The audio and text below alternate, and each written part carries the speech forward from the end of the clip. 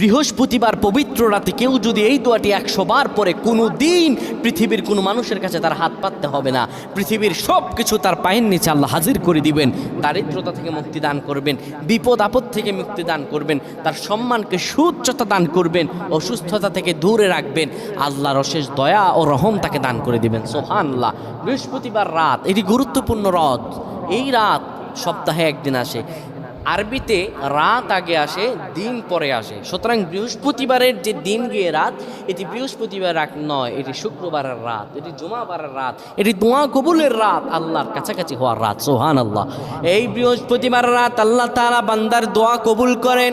কেউ যদি বৃহস্পতিবার রাতে ঈশা নামাজের পরে পবিত্র হয়ে ইয়া হাইয়ু ইয়া হাইয়ু ইয়া হাইয়ু ইয়া রফিয়ু ইয়া রফিয়ু ইয়া রফিয়ু এই দোয়াগুলো পড়তে পারে 100 বার, আল্লাহ রাব্বুল আলামিন তার